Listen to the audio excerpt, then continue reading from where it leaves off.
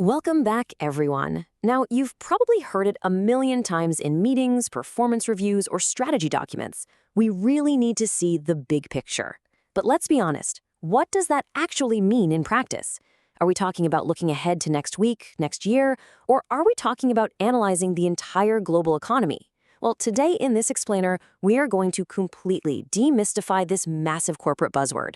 We're going to break down exactly what seeing the big picture requires you to do at every single stage of your career, and we're using a highly structured and incredibly detailed framework to do it. So adjust your focus, and let's get ready to widen our perspective. To really wrap our heads around this concept, we're anchoring our explainer in the UK Civil Service Success Profiles framework. The civil service actually introduced this to move recruitment away from a super rigid, old-school, purely competency-based system. You know the kind. Instead, their goal is to find the absolute best talent from all walks of life by looking at a much more flexible, holistic picture of a candidate. It's a fantastic baseline for us to use.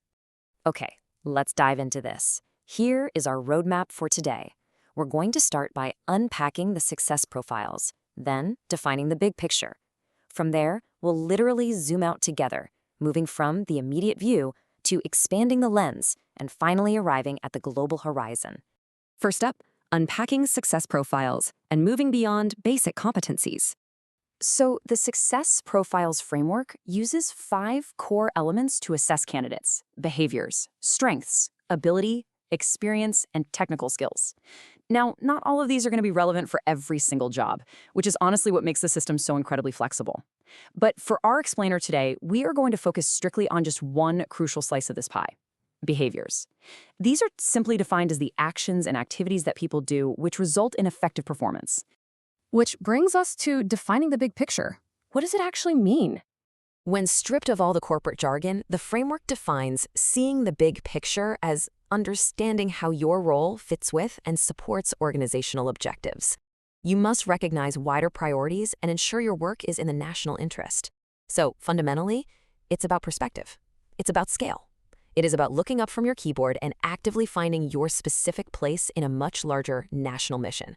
It's like finding where your one piece fits in a giant puzzle. And out of the complete list of civil service behaviors, which includes things like making effective decisions or delivering at pace, seeing the big picture is totally unique. Why? Because it requires us to constantly adjust our camera lens. We have to continually evaluate how our daily micro-level actions are rippling outward into the macro-level world. Let's start at the micro level with the immediate view, you and your team. Let's look at how this builds as you move up the ranks. At step 1, which the civil service calls level 1, seeing the big picture simply means understanding what your specific responsibilities are and how they contribute to the priorities of your immediate team. Basically, you're gathering information and learning your role. But then, right as you step up to level 2, the lens widens. You now need to understand how your work supports wider objectives and meets the diverse needs of stakeholders. You aren't just looking at your own desk anymore, you're looking at the whole office.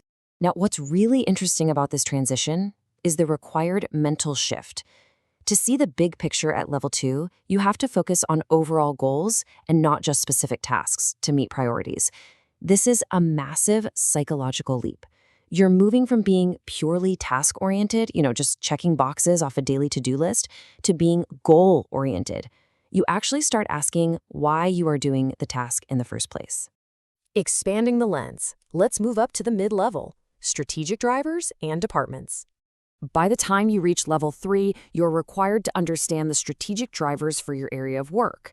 You have to remain alert to emerging issues and trends that might impact your team.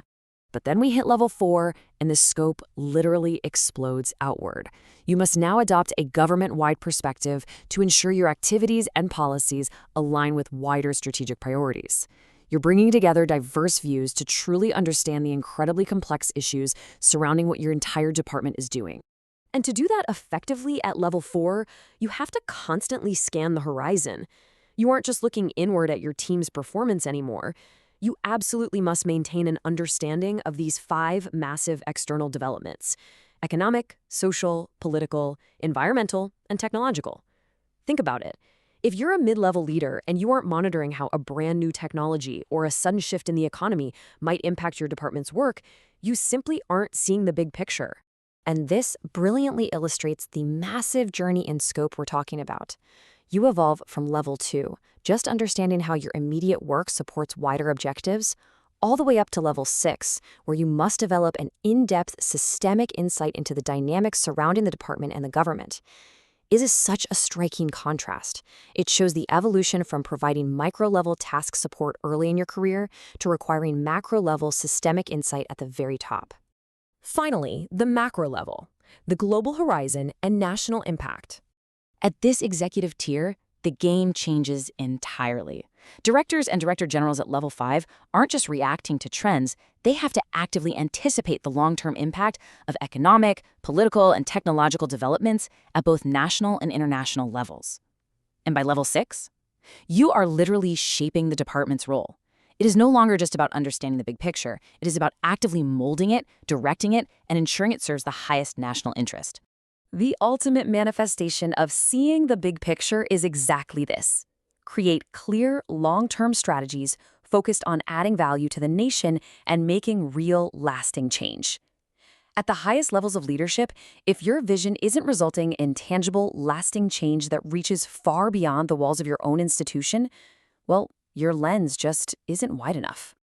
Which brings us to our final thought for this explainer. I want you to ask yourself, how wide is your lens right now? When you sit down at your workspace tomorrow morning, where is your focus? Are you zooming all the way in on the tasks at your desk? Are you scanning the strategic horizon of your department?